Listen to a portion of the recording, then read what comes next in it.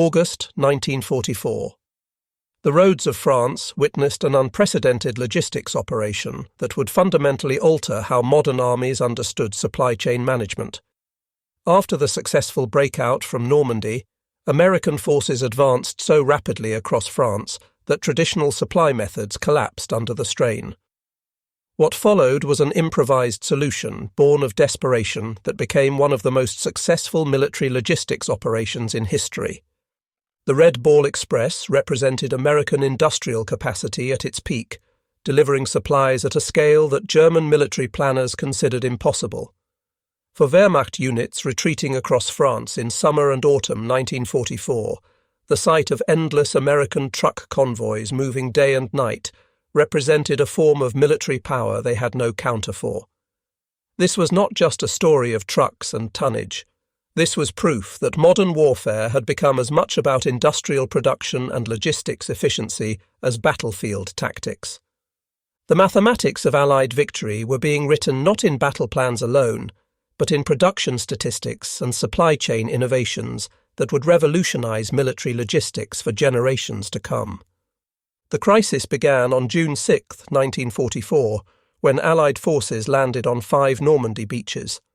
The invasion involved 156,000 troops in the first wave, supported by nearly 7,000 ships and landing craft. The massive undertaking of Operation Overlord brought not just soldiers, but an unprecedented quantity of equipment and vehicles to France. By the end of June 1944, Allied forces had unloaded 170,000 vehicles through the temporary Mulberry harbours and directly across the beaches. These makeshift piers, constructed in England and towed across the Channel, processed supplies at rates exceeding many established European ports. The Mulberries unloaded 7.5 million gallons of fuel and 500,000 tons of supplies by late June. The breakout from Normandy's bocage country proved far more difficult than planners anticipated. For 7 weeks after D-Day, Allied forces remained confined to a beachhead only 50 miles wide and 20 miles deep. German defenders exploited the defensive advantages of Norman hedgerows, creating a grinding battle of attrition that threatened to replicate the static warfare of World War I. Operation Cobra, launched July 25, 1944, finally shattered German defensive lines west of Saint-Lô. Following massive carpet bombing by Allied air forces, American infantry and armoured units burst through German positions and swept into open French countryside. The subsequent advance occurred at speeds that surprised even Allied commanders. General George Patton's Third Army became operational August 1st and immediately began rapid advances that would characterize the pursuit across France. Within weeks, Patton's forces were advancing 50 to 75 miles per week, sometimes covering 80 miles in a single week during peak operations. By mid-August, elements of Third Army had reached the Seine River, over 150 miles from the Normandy beaches. This operational success created an unprecedented logistics crisis. The Allied bombing campaign that had isolated Normandy from German reinforcements before D-Day had also destroyed much of France's rail infrastructure. The French railway system lay in ruins, unable to move the supplies necessary to sustain rapidly advancing armies. Every division in combat required approximately 700 to 750 tons of supplies daily. With 28 Allied divisions advancing across France by late August, total daily requirements exceeded 20,000 tons. Patton's armoured divisions alone consumed 400,000 gallons of gasoline daily during offensive operations. The fundamental logistics problem involved distance. Each truck carrying supplies from Normandy to forward units had to make a round trip back to the beaches for another load. As the front advanced further east, round-trip times increased dramatically. A truck delivering supplies 200 miles from Normandy required over 50 hours for a complete cycle. The same truck could make 2 deliveries per day when the front was only 50 miles distant. By August 20th, 1944, American armies were experiencing critical shortages of fuel and ammunition that threatened to halt offensive operations entirely. Forward units were literally running out of gas within sight of retreating German forces. The rapid advance that had characterized August was about to stop, not because of enemy resistance, but because supply trucks could not keep pace with the advance. In a desperate 36-hour planning session beginning August 23rd, Transportation Corps officers developed a solution that would become legendary. They would create dedicated express routes using parallel one-way highways reserved exclusively for military supply traffic, operating continuously 24 hours per day. The system would be called the Red Ball Express. The name derived from late 19th century American railroad practice. Beginning around 1892, the Santa Fe Railroad marked priority freight cars containing perishable goods with red balls, giving these trains right-of-way over all other traffic. The term Red Ball became standard American railroad terminology for express shipping. During preparations for D-Day, a logistics system in England had used the name Red Ball Express to rush supplies to southern ports for the invasion. Transportation Corps officers borrowed the name for their new operation. Colonel Loren Albert Ayres received command of organizing the operation. Known to subordinates as Little Patton for his aggressive leadership style, Ayres faced the challenge of assembling sufficient trucks and drivers to sustain operations on an unprecedented scale. He needed approximately 6,000 vehicles, 12,000 drivers working in two-man teams, mechanics to maintain the fleet, traffic control personnel, and route systems that could handle continuous traffic without creating gridlock. The trucks were readily available. General Motors had produced 562,000 CCKW trucks between 1941 and 1945, making the 2.5-ton GMC the second most numerous American military vehicle after the Jeep. These trucks, nicknamed Jimmy or Deuce and a half by soldiers, featured six-wheel drive, GMC 276-cylinder engines producing 91 horsepower, and Warner 5-speed transmissions with overdrive. They could carry 2.5 tons off-road or 5 tons on improved highways. The CCKW's standardization represented a fundamental advantage over German logistics. Every truck was identical, built to the same specifications, using the same parts. Any mechanic could service any truck, any driver could operate any vehicle. Spare parts fit every truck in the fleet. This industrial standardization, taken for granted in American manufacturing, exceeded German capabilities by orders of magnitude. Germany had entered World War II with over 150 different truck models in military service, each requiring unique spare parts, trained mechanics, and specific maintenance procedures. This fragmentation created continuous logistics nightmares. German units often had immobilized vehicles awaiting parts that would never arrive because manufacturers had gone out of business or switched production. Finding drivers proved more challenging than securing trucks. Ayres needed 23,000 men willing to drive continuously for extended periods under demanding conditions. The Army's solution reflected the racial realities of the 1940s America. Approximately 75% of Red Ball drivers would be African American soldiers. The American military in 1944 remained strictly segregated. Military leadership largely believed African Americans unsuitable for combat roles, relegating most black soldiers to service and support units. Quartermaster and Transportation Corps units were disproportionately staffed by African American enlisted men, performing the unglamorous but essential work of moving supplies. These soldiers, denied combat roles not because of ability but because of skin color, would prove their capabilities under conditions as demanding as any faced by frontline troops. Most Red Ball drivers were under 24 years old. Many had never driven trucks before military service.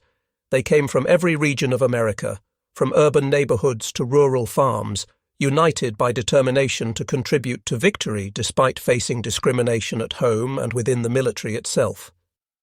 On August 25, 1944, the Red Ball Express began operations.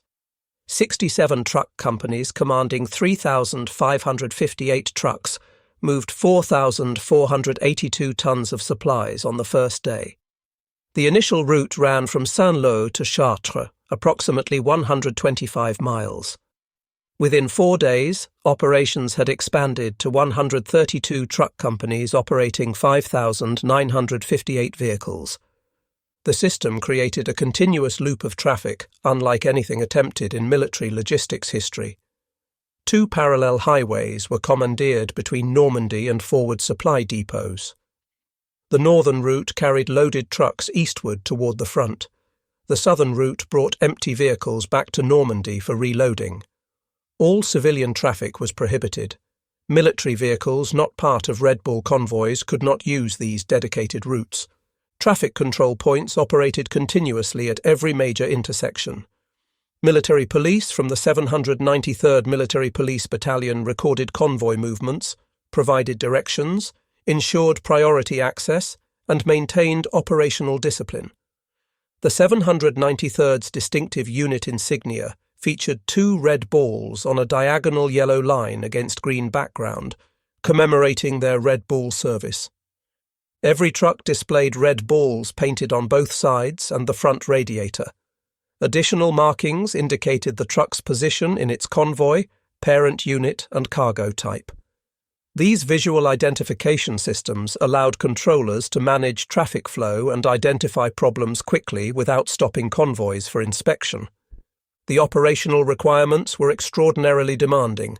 Official regulations called for convoys of 5 or more trucks travelling 60 feet apart at 25 miles per hour, escorted by jeeps in front and rear. Trucks were supposed to stop for 10-minute rest breaks every hour. Night driving used cat-eye blackout lights that provided minimal illumination while reducing visibility to enemy aircraft. In practice, these regulations were frequently ignored. Individual trucks often departed Cherbourg immediately after loading, rather than waiting for full convoys to form. Drivers disabled engine governors that limited top speed to 45 miles per hour, routinely exceeding 60 miles per hour on straightaways. Rest breaks were skipped when drivers felt capable of continuing. The mission's urgency overrode safety regulations as drivers pushed themselves and their vehicles to maintain supply flow. The round trip from Cherbourg to Chartres and back covered approximately 250 miles and officially required 54 hours. Drivers worked in 2-man teams, alternating between driving and sleeping in the truck cab. In theory, each driver got adequate rest. In reality, road conditions, mechanical breakdowns, and operational pressures meant drivers often went days with minimal sleep.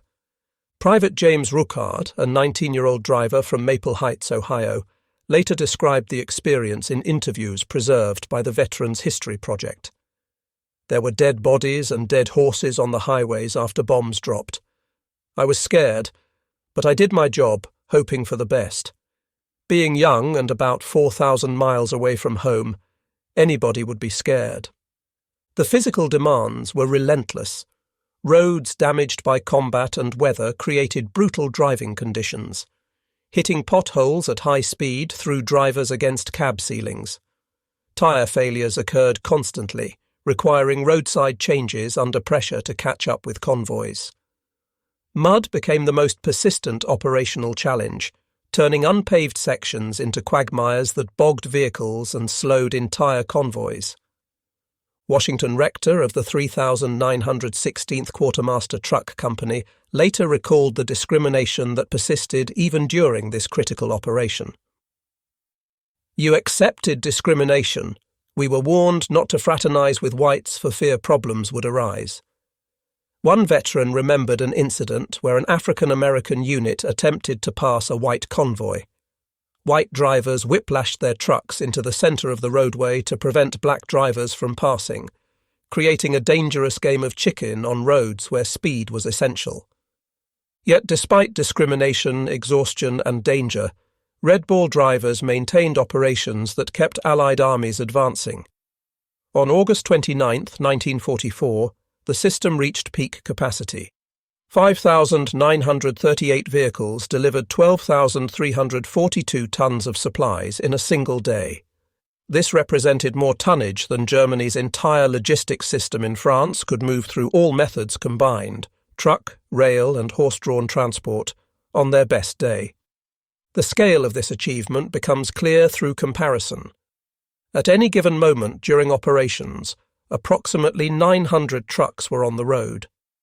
2,000 trucks moved loaded toward the front, 2,000 returned empty to Normandy, and the remainder underwent loading, unloading, refueling, or maintenance. The system processed over 6,000 vehicle movements daily while maintaining continuous operations. Sustaining the Red Ball Express itself required massive resources. 6,000 trucks consumed approximately 2 million gallons of gasoline monthly just to operate, separate from the fuel they transported. Tire wear from continuous operations at high speeds on damaged roads exhausted approximately 50,000 tires during the 83 days of operations. Maintenance requirements meant approximately 10% of the fleet was disabled for repairs at any given time. The logistical infrastructure supporting the logistics operation involved establishing refueling points, maintenance depots, and traffic control stations along the entire route. Repair crews had to be positioned to respond quickly to breakdowns. Spare parts had to be distributed to maintenance points. All of this meta-logistics functioned smoothly, while the primary mission of moving supplies to combat units continued without interruption. For German forces attempting to defend against the Allied advance, American logistics created insurmountable problems.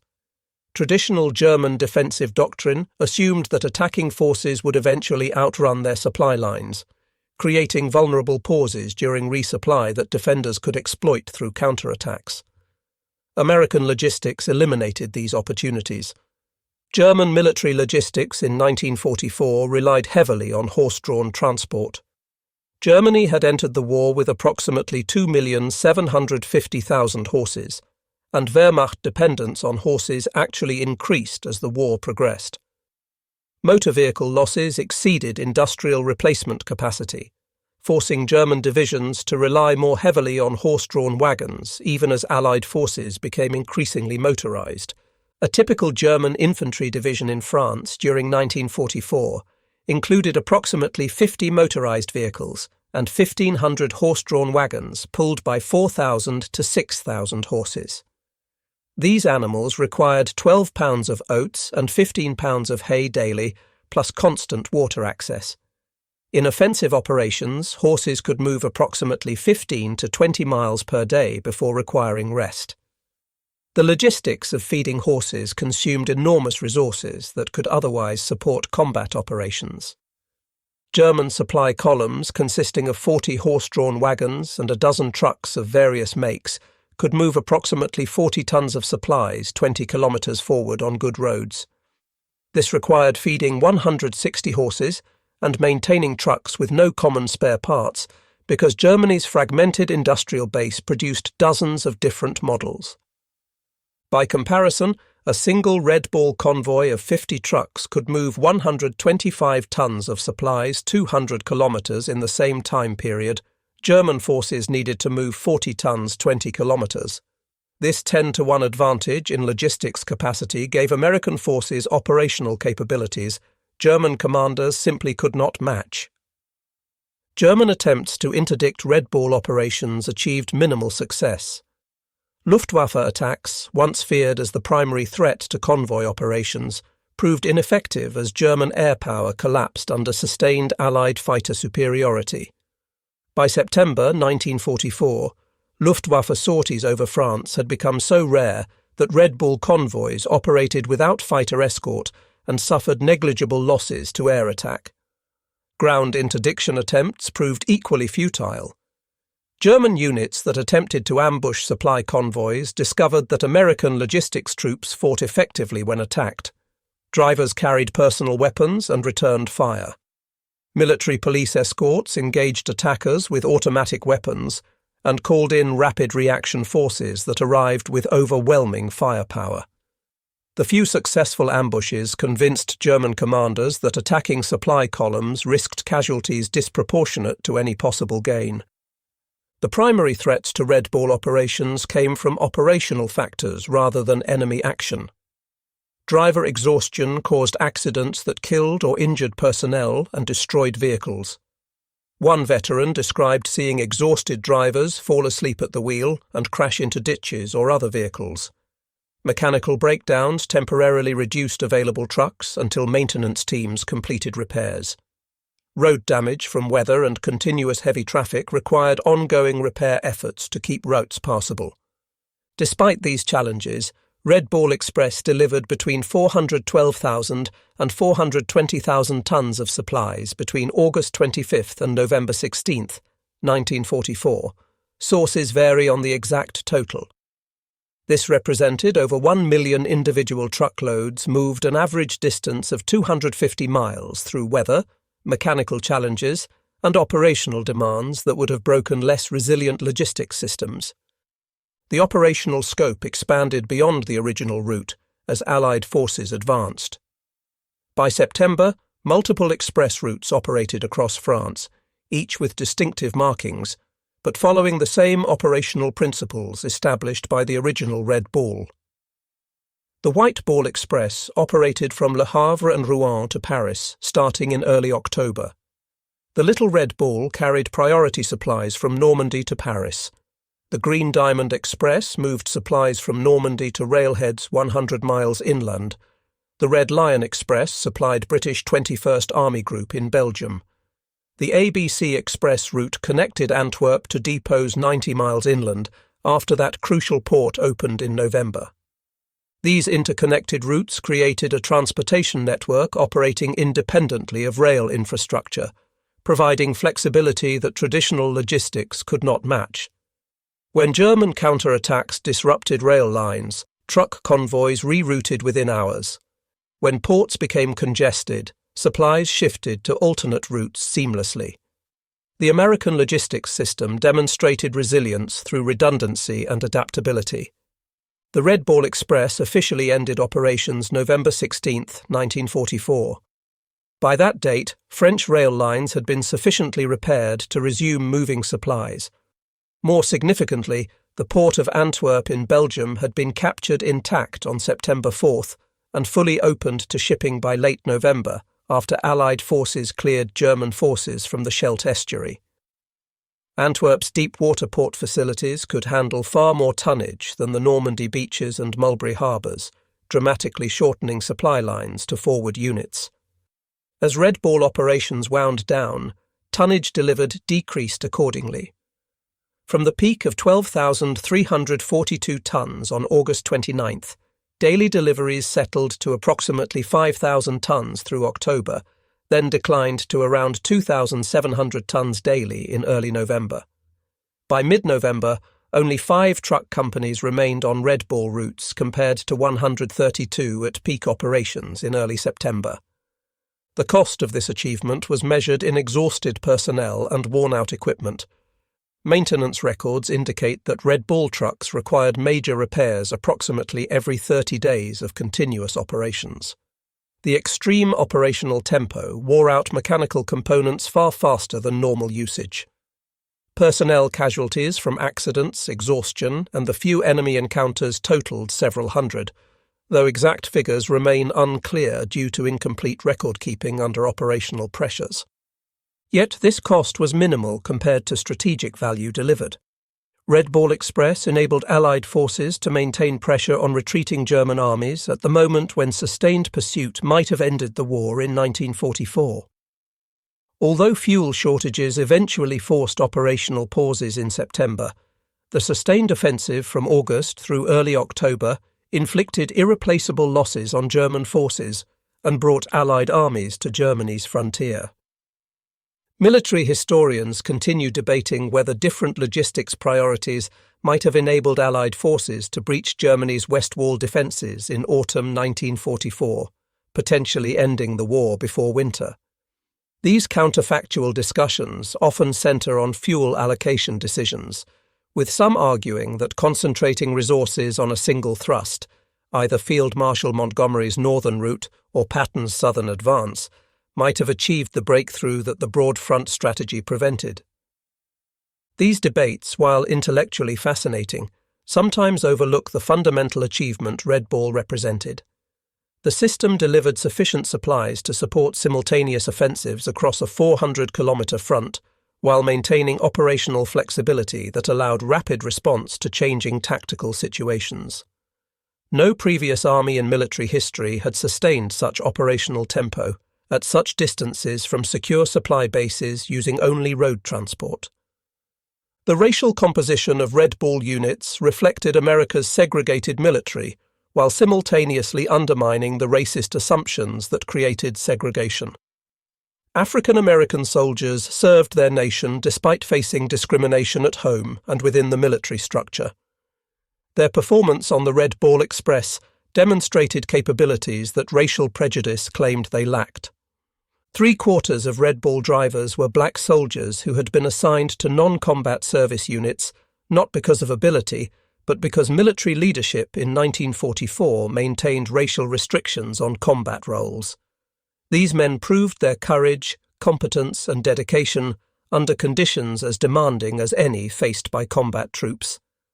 They drove through enemy territory, operated under fire when German units attempted interdiction, and maintained operational discipline despite exhaustion that would have broken less determined individuals. General George Patton, despite his own racial prejudices, acknowledged Red Ball's essential contribution to his army's advance. He stated that the 2.5-ton truck is our most valuable weapon. Colonel John Eisenhower, son of Supreme Commander Dwight Eisenhower, argued that without Red Ball truck drivers, the advance across France could not have been made. After the war, African American Red Ball drivers returned to a segregated America.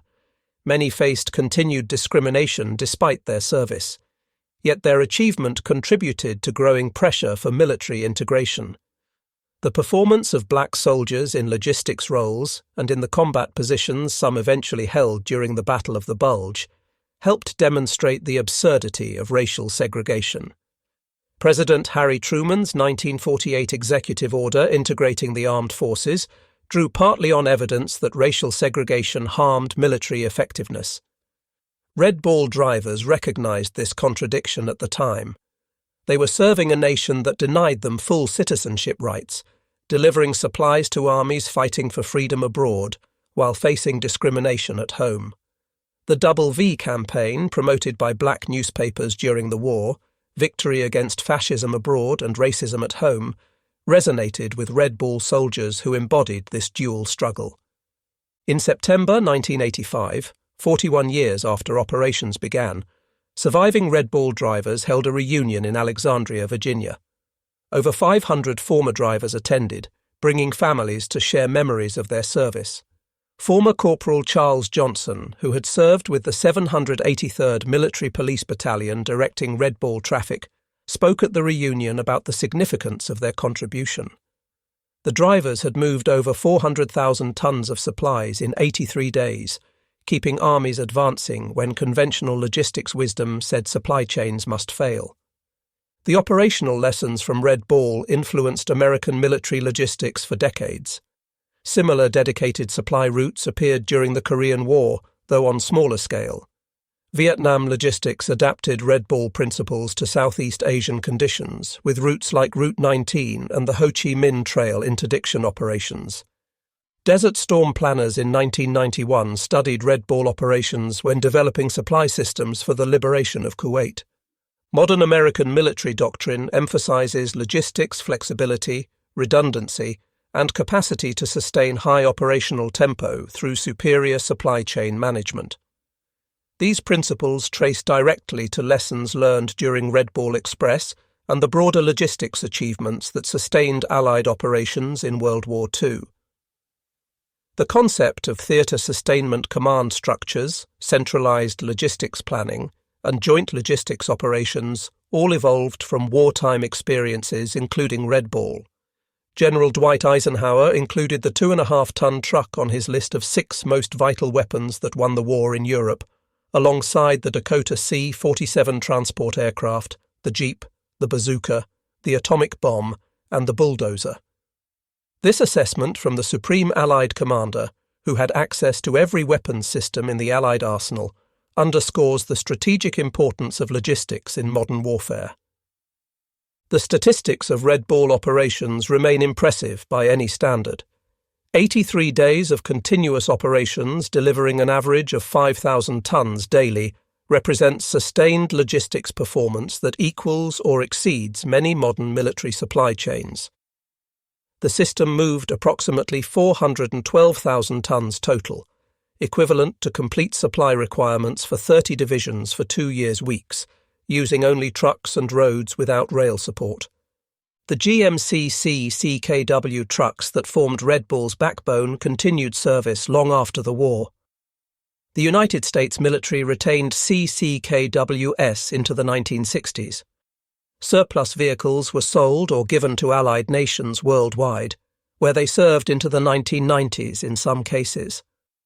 The basic design influenced post-war American truck development, establishing standards that persist in modern military vehicles like the M35 series that replaced the CCKW.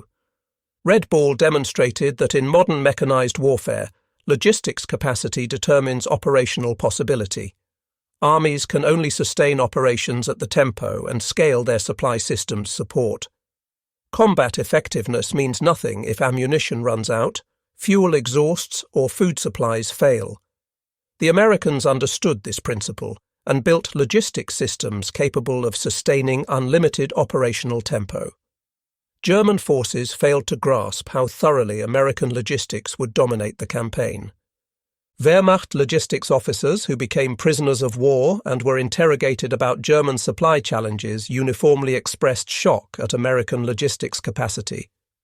They had studied American industrial production, knew American capacity exceeded German output, but assumed distances involved in transporting supplies across the Atlantic and then inland through France would create exploitable vulnerabilities. Instead, they discovered American logistics had no breaking point they could find. American forces delivered more supplies than combat units could use. Ammunition expenditure exceeded anything German forces had witnessed. Artillery batteries fired preparatory barrages consuming tonnages that would have exhausted German stocks in hours. Tank units advanced without the fuel pauses German doctrine assumed were inevitable.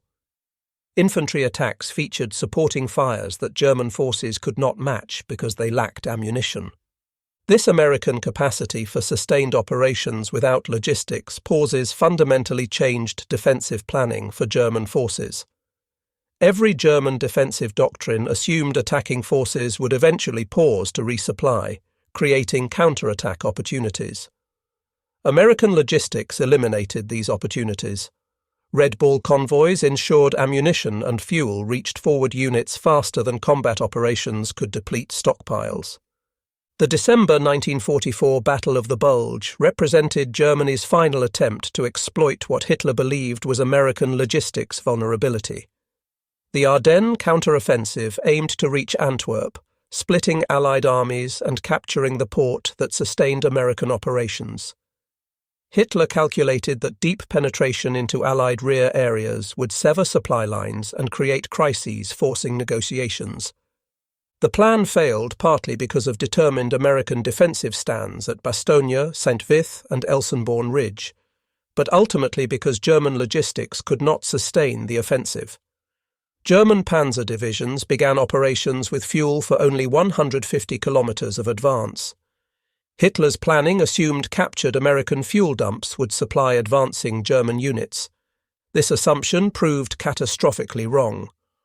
Red Ball express drivers, along with other transportation units, raced through Belgium evacuating fuel dumps ahead of the German advance. Thousands of gallons of gasoline and tons of ammunition were moved beyond German reach in operations conducted under chaotic conditions as American forces struggled to contain the breakthrough. These drivers demonstrated courage and effectiveness equal to combat troops, ensuring German forces found empty dumps rather than the supplies needed to sustain their offensive. By December 19th, 5 days into the offensive, major German panzer formations reported critical fuel shortages. The 2nd SS Panzer Division halted after crossing the Orthe River, immobilized by empty fuel tanks within sight of objectives. The 1st SS Panzer Division abandoned dozens of vehicles after exhausting fuel supplies, their advance ending not through American resistance but through logistics failure. German ammunition shortages developed almost immediately. Artillery units conducting preparatory fires exhausted stocks within days. Resupply failed because German horse-drawn supply columns could not navigate icy Belgian roads at speeds necessary to keep pace with advancing units. The few motorized supply units Germany retained lacked sufficient fuel to operate effectively. In contrast, American logistics responded to the Bulge crisis with speed that stabilized defensive positions within 48 hours. Despite losing important supply dumps in the initial breakthrough, American forces re-established supply lines faster than German forces could exploit disruption. Artillery units defending key positions fired without restrictions, expending ammunition at rates that would have exhausted German stocks immediately. The Battle of the Bulge proved to be the final demonstration of the logistics differential that shaped the Western Front since Normandy. American forces could sustain unlimited material expenditure. German forces operated on starvation logistics, making sustained operations impossible. Once American logistics began flowing to defensive positions, the outcome was never truly in doubt. Red Ball Express represented one element of American military logistics that collectively delivered over 7 million tons of supplies to Europe theatre forces between June 1944 and May 1945. This tonnage sustained 85 American divisions plus supporting corps and army troops, enabled unlimited ammunition expenditure that broke German defensive lines, maintained fuel supplies for mechanized advances that outran German retreat capabilities, and provided logistical security, allowing American commanders to fight without worrying that supply failures would compromise operations. The German Wehrmacht never recovered from losses sustained during the pursuit across France. Divisions shattered in Normandy and destroyed during the retreat to Germany were never adequately rebuilt. Equipment losses exceeded industrial replacement capacity. Manpower casualties could not be replaced with soldiers of equivalent quality.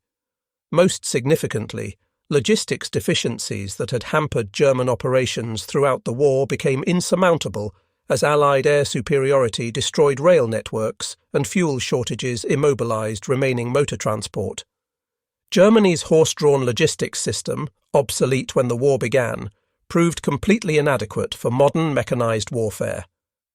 The approximately 3 million horses Germany employed during World War II represented a logistics nightmare, consuming resources, limiting operational tempo, and creating vulnerabilities that American mechanization ruthlessly exploited. Every ton of fodder transported to feed horses was a ton unavailable for ammunition or fuel. Every unit delayed while waiting for horses to rest was a unit unable to respond to fast-moving mechanized attacks. The contrast between American trucks and German horses epitomized the fundamental industrial disparity that decided the war. American factories produced standardized vehicles in quantities that seemed impossible. German industry struggled to maintain production of diverse vehicle models, using increasingly scarce resources and forced labor that could not match free workers' productivity. When the war ended in May 1945, American forces in Europe operated the most sophisticated logistics system ever developed. This system had sustained the largest amphibious invasion in history, supported the fastest sustained advance in modern military operations, overcome setbacks during the Bulge offensive, and delivered Allied armies to the Elbe River on schedule. Red Ball Express had been one component of this system, but its symbolic importance exceeded its operational tonnage. Those trucks rolling through France in autumn 1944, marked with red balls and driven by exhausted soldiers pushing through one more run, represented everything that made Allied victory inevitable. They demonstrated American industrial capacity. They proved logistics could win wars as surely as battles. They showed that determination and organization could overcome any obstacle. The Red Ball Express was the visible symbol of American logistics dominance, rolling through France in endless columns that could be counted but not stopped. Those young drivers, many of them African-American soldiers facing discrimination while serving their nation, proved more valuable to victory than anyone anticipated. They kept armies moving when logistics should have forced pauses. They delivered ammunition, enabling unlimited fire support. They hauled fuel, sustaining mechanized advances. They moved supplies, feeding soldiers and maintaining equipment. In doing so, they won the war as surely as infantry who stormed Omaha Beach, tankers who broke through at St. Lo, or airborne soldiers who held Bastonia. Red Ball Express demonstrated that in modern warfare, supply sergeants win battles as much as combat commanders. The logistics sustaining operations determined what was operationally possible. American truck drivers delivering thousands of tons daily through French countryside proved more decisive than elite German formations lacking fuel to reach objectives. This was the lesson that the evidence of American logistics demonstrated. This was the reality that shattered assumptions about American industrial weakness. This was the truth that Germany's leaders failed to grasp when they challenged the world's greatest industrial power. American trucks rolling through France carried not just supplies, but proof of a fundamental principle. Industrial capacity wins modern wars, and America possessed industrial capacity on a scale Germany could never match. Red Ball Express operated for 83 days. In that period, it delivered approximately 412,000 tons, wore out 50,000 tires, and exhausted thousands of young drivers who pushed themselves beyond reasonable limits because soldiers at the front needed what they carried. Those 83 days changed military logistics forever and helped end World War II in Europe by ensuring Allied armies never slowed for want of supplies. The American military never imagined before the war that it would need to create such a system. But when necessity demanded innovation, American ingenuity, industrial capacity, and the dedication of thousands of soldiers created a logistics operation that became legendary. The Red Ball Express proved that modern military power depends as much on supply chains as firepower, that victories are won in factories and on supply roads as much as on battlefields, and that the soldiers who drive trucks deserve recognition equal to those who drive tanks.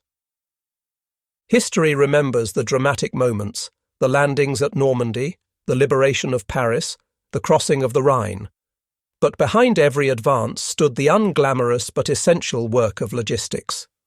The Red Ball Express, operating for less than 3 months in 1944, demonstrated that American industrial might extended far beyond weapons production to include the organizational capacity to deliver those weapons where and when they were needed.